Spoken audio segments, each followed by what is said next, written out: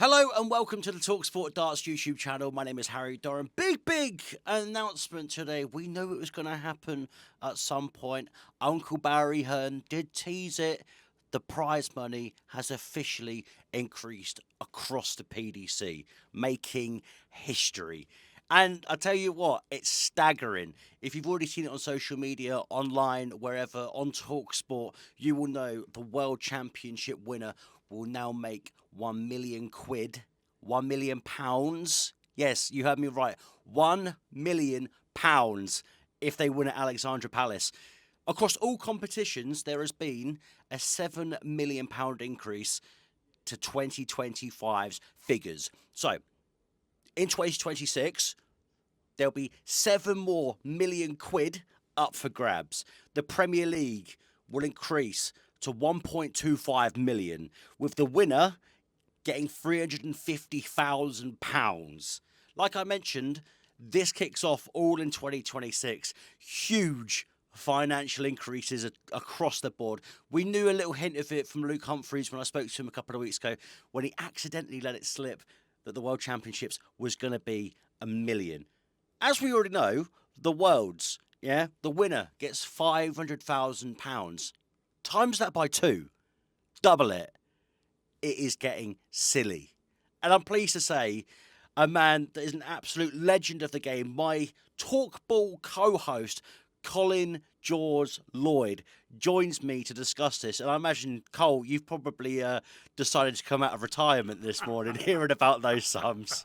Morning, Harry.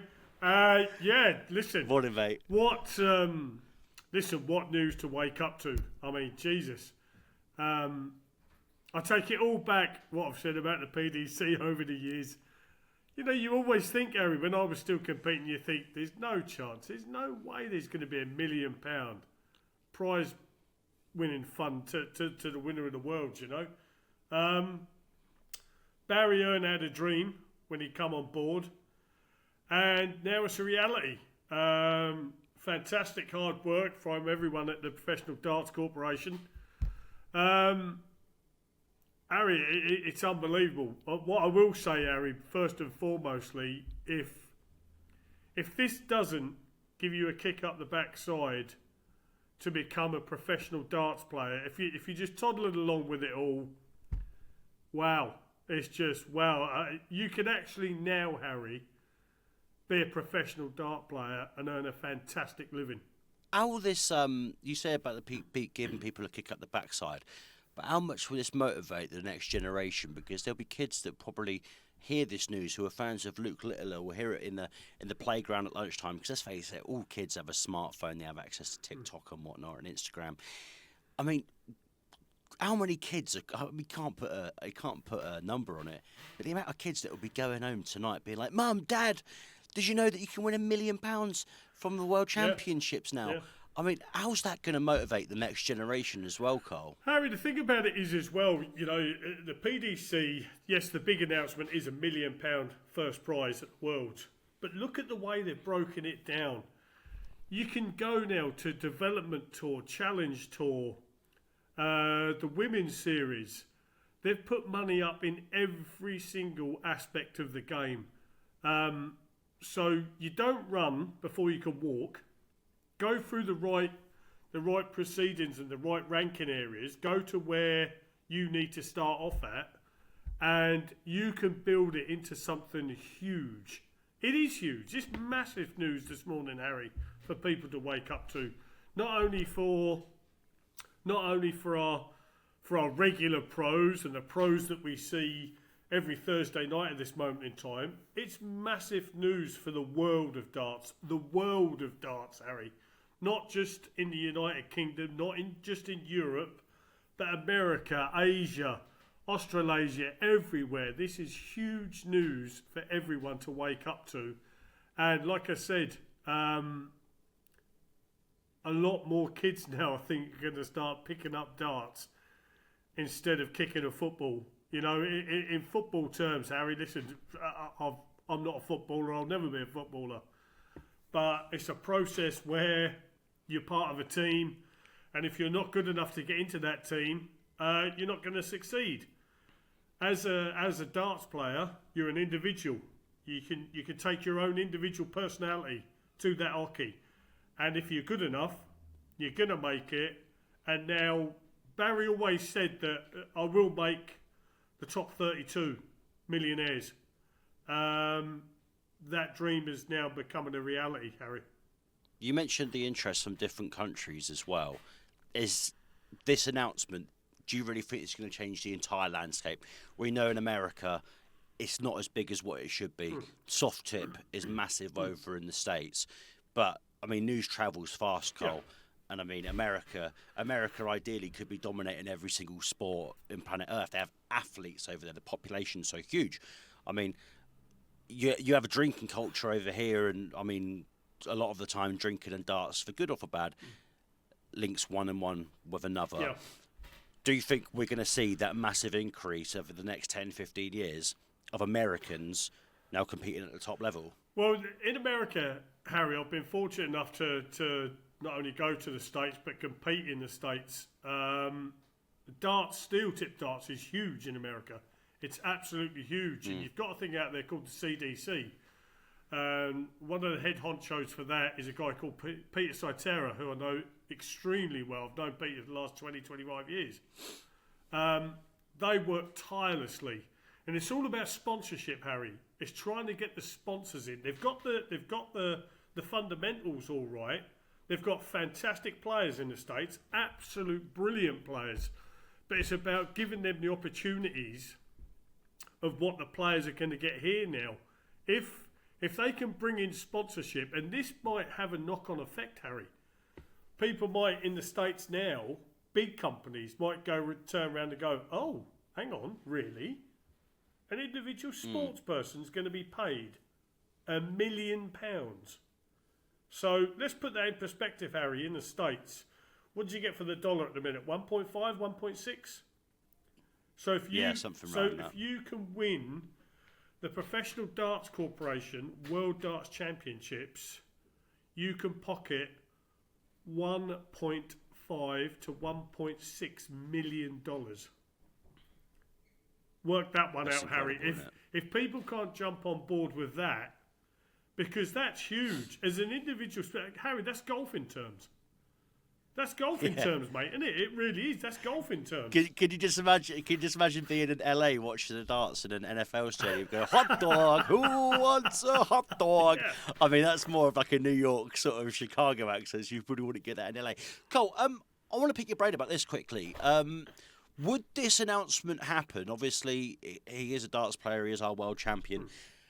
Would this announcement be happening today if Luke Littler wasn't a darts player? Yes.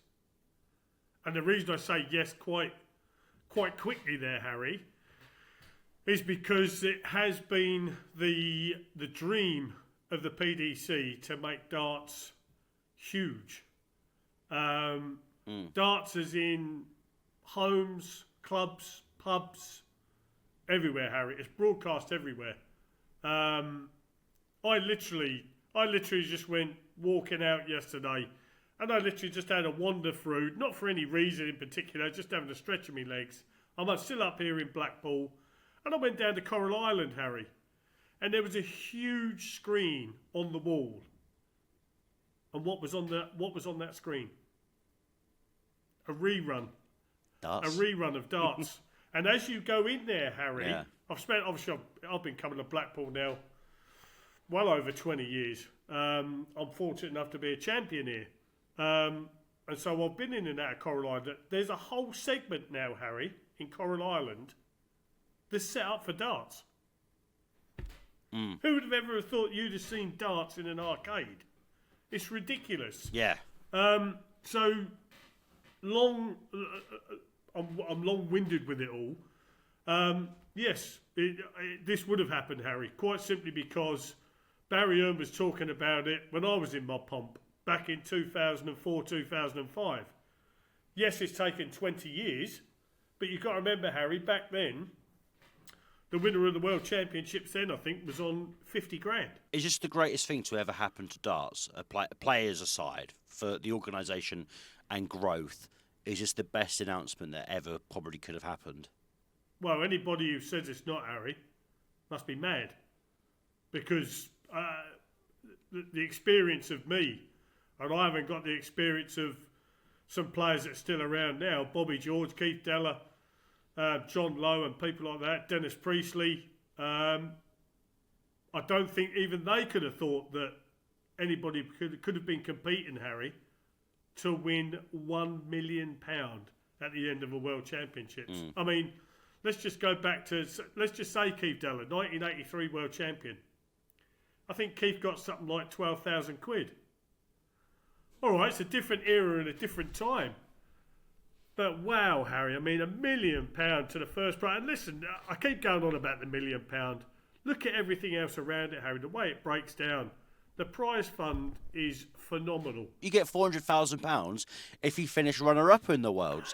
I mean, you're £600,000 behind the winner, but that's life-changing money. I mean, you're disappointed if you finish in second place, of course, but still, you're getting £400,000 in the bank. It's astronomical. Do you know, Harry? You've just hit the nail right on the head there. It is life-changing money. It's life-changing money. Let's just say the World Grand Prix. The World Grand Prix champion's going to get 150,000 quid. Harry, in 2004, I won 20 grand for winning it.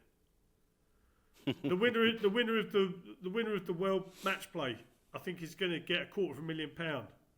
I got 25 grand. Don't get me wrong, Harry. I was in that era of where I was. I was very happy to be in that era and do what I'd done. Still decent money. But it wasn't life-changing money. Now there's a chance for someone who has been knocking at that door thinking, I don't know whether I should pack my job up because I know I'm good enough, but I've got that security of my job. This is an opportunity now where they could go, right, I can give it at least a year. And within that year, Harry, their life going to change for the better. Their life going to change for so much better. Cole, is there worry that it could create a wealth gap between those at the top, say Luke Littler? I mean, I forget what the potential winning earnings could be. Something along the lines, what could be 7 million quid in some cases. But could it create a wealth gap between sort of like those at the top and those at the top 10? Because we've seen so much about, I know Willie O'Connor and loads of other people were speaking, I think Ryan Sell mentioned it as well, how the top 10 in the PDC order of merit benefits them more and they don't really get a look in, say, like the Premier League or other competitions in the way it's formatted. Do you see that sort of like creating a gap in the sense of the amount that people are earning compared to the ones that are going to be, the rest of the top 30. I get it, Harry, but do you know what, mate? If you're good enough, you're going to have some of the cream. We talk about this in darts. You don't ever hear it getting mentioned in golf, tennis, no, any other individual sport. If you're good enough, Harry, if you put in the practice, you put in the hard work, you will reap the reward of that hard work. There's nothing in darts. There's nothing in life, Harry, that says you deserve this, you deserve that, you deserve this, you deserve that. No, Harry. You have to go out and work for it. You have to go out and work for it and you have to claim it. And I don't know about some of the players and some of their reactions and whatever, Harry, but when I first got onto the circuit, and I have to keep using myself as an example because I don't want to talk about anybody else. I use myself as an example. I didn't go on the circuit, Harry, or get on the circuit and be happy with being in the top 64 in the world. Yeah. No. When I got into the 64, I wanted to get into the 32. When I got into the 32, I wanted to get into the 16. When I get into 16, 8, and so on and so forth, Harry. And that's where you create the monster within yourself because you become the monster. You start attacking. You start going at it. No one's... A lot of people, Harry, this is the way I'm going to determine it a little bit. It's great to have friends on the dart circuit and colleagues and whatever and so forth on the circuit, yeah? At the end of the day, they're there for the same reason as you. If you become too nicey, and you're not making it and they are, time to have a look at yourself, mate. Well, do you reckon we're going to get more villains now? Do you reckon we're going to go back to those more characters and villains because it's a bigger prize You fund? should do. And there's no nicey, Cole. There's £1 million on the line. Listen, mate. A lot of people have been a little bit about Gezi Price. Gezi Price goes to darts events. Yes, he's come across as the pantomime villain. He goes there to earn money. I used to go and play to earn money. Peter Manley used to go there to earn money. Listen, like us or love us, Harry, any of the dart players, every fan's got their favourites and whatever, but they're there to do a job. They're there to do a job, and they're there to do a job by all things possible that's legal within the game. And you go up there, and if that means a bit of patter, just to get a little edge over your opponent, you give it a little bit of patter. Harry, it's an individual sport. Darts has always been looked down on. Darts has always been looked down on. Look at the prize fund now. Look at what darts creates for TV purposes, TV rights and whatever. Look at the amount of dart players around the world. Look at the academies now that are exploding with young players that dream of becoming a professional darts player. The world's their oyster, mate. The world's their oyster. As the money increases, Cole, surely that means the standard increases as well. I mean, people battling it out for £1 million, and I'm using the world as the prime example because it is the creme de la creme in the sense of darting trophies on planet Earth. It just is. Can you see now people battling it out harder, and we're now going to go into this era, which we're already seeing already, of people averaging close to 110?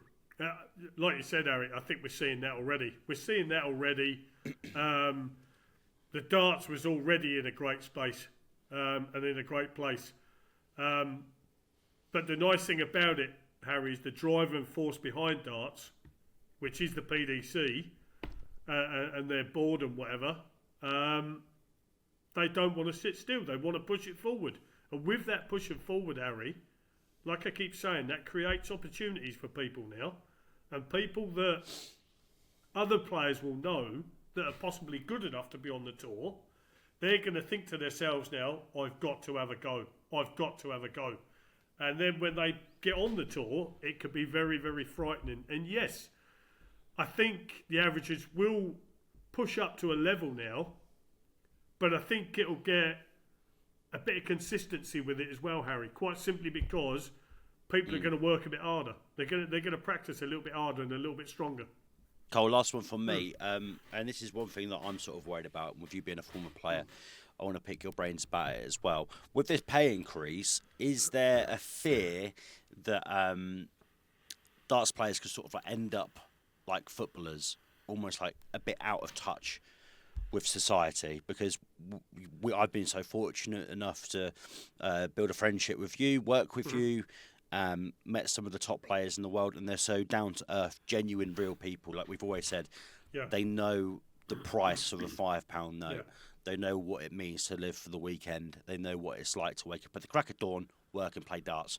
But with this new structure now, is there a fear it could end up like footballers where they're sort of a bit out of touch and a bit deaf to what's going on in real people's lives? Quite possibly.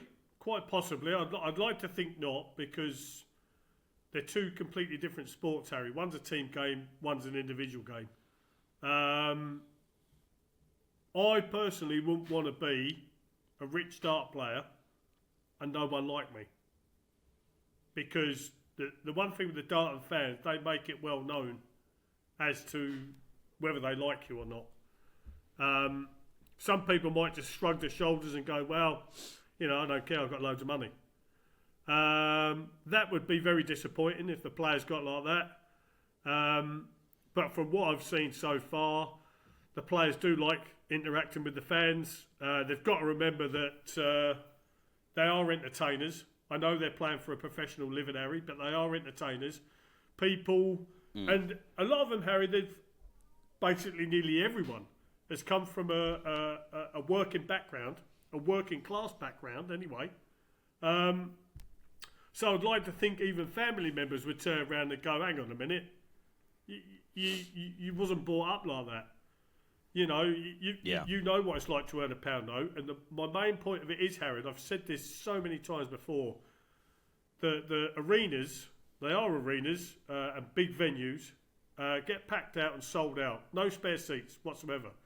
Always remember, Harry, that those people sat out there, they've done a lot of graft.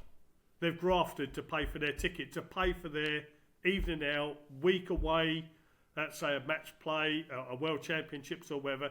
They've saved for that, and they've saved hard, which means they've worked hard, Harry, for that few quid.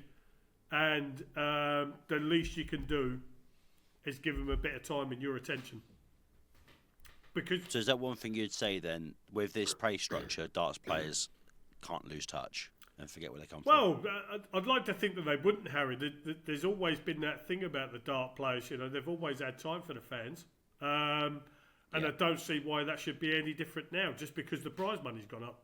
I'd like to think so, anyway. But listen, I'm just a washed-up old has-been now, so I just I just talk about it all now. But listen, anytime I ever see anyone now, and I'm certainly not going to reap the reward of any of it. As and when my ugly mug gets noticed.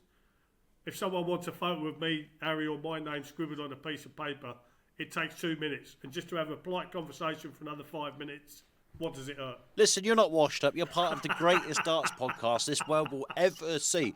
We may be in our infancy, ladies and gentlemen, but trust me, in 10 years' time, me and Colin Lloyd will be going on world tours for talkSPORT.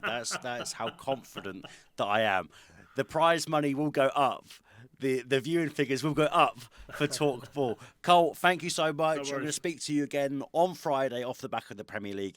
Listen, massive news today, ladies and gentlemen. What can I say? We knew it was going to happen at some point, but that £1 million, I think it's time that I get off this call and start practicing myself. 5 180s in my career so far, 3 in a week. We're getting there. Listen, please remember to like and subscribe just down below. We'll see you again very soon, and keep up to date with everything that's going on the talkSPORT Darts YouTube channel.